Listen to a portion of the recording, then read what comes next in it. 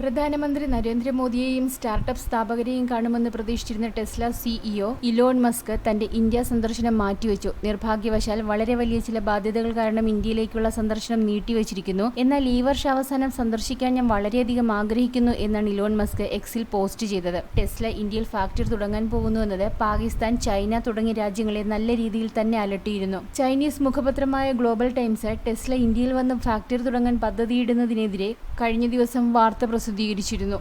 ഇന്ത്യയിൽ ബിസിനസ്സിന് പറ്റിയ സാഹചര്യമല്ല എന്നും ഇന്ത്യയിൽ അടിസ്ഥാന സൗകര്യമില്ല, എഞ്ചിനീയർമാരുടെ കുറവുണ്ട്, പരിശീലനം നേടിയ തൊഴിലാളികളില്ല, ബാറ്ററി നിർമ്മിക്കുന്നതിനാവശ്യമായ ലിഥിയമില്ല, ചാർജിംഗ് സ്റ്റേഷനുകളില്ല. ഇന്ത്യയുടെ ഇലക്ട്രോണിക് വിപണി ഇപ്പോഴും അതിന്റെ നവോത്ഥാന കാലഘട്ടത്തിലാണ്. 2023 ഇന്ത്യയിൽ വിറ്റ മൊത്തം യാത്രാവാഹനങ്ങളുടെ 2.3% മാത്രമാണ് ഇലക്ട്രോണിക് വാഹനങ്ങൾ. ഇന്ത്യയിലെ പല പ്രദേശങ്ങളിലും ഇപ്പോഴും വൈദ്യുതി പലപ്പോഴും കിട്ടാത്ത പ്രദേശങ്ങളാണ്. അതുകൊണ്ട് ടെസ്ല പോലുള്ളൊരു കമ്പനിക്ക് ഫാക്ടറി തുടങ്ങാനുള്ള സ്ഥലമല്ല ഇന്ത്യ എന്നാണ് ഗ്ലോബൽ ടൈംസ് ഇന്ത്യയെക്കുറിച്ച് അവരുടെ പത്രത്തിൽ പറഞ്ഞിരിക്കുന്നത്. അതുകൊണ്ട് ടെസ്ലയുടെ ഇന്ത്യയിൽ നിർമ്മിച്ച ഇലക്ട്രോണിക് വാഹനങ്ങൾ വിപണി കണ്ടെത്താനാകാതെ കമ്പനിക്ക് നഷ്ടമുണ്ടാക്കുമെന്നും ഗ്ലോബൽ ടൈംസ് റിപ്പോർട്ട് ചെയ്യുന്നു.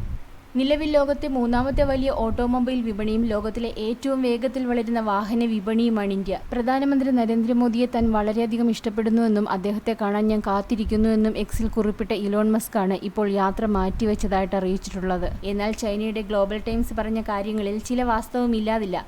ചൈനയേക്കാൾ മുൻപ് സ്വാതന്ത്ര്യം നേടിയ ഇന്ത്യ ഇന്നും വികസനം എന്തെന്നറിയാത്ത ഗ്രാമങ്ങളുള്ള സ്ഥലം തന്നെയാണ്. ഇത്രയും കാലം ഇന്ത്യ ഭരിച്ചു മുടിച്ച രാഷ്ട്രീയ പാർട്ടികളും ഉദ്യോഗസ്ഥരും കൂടെ ഈ അപമാനത്തിനും കണക്ക് പറയട്ടെ.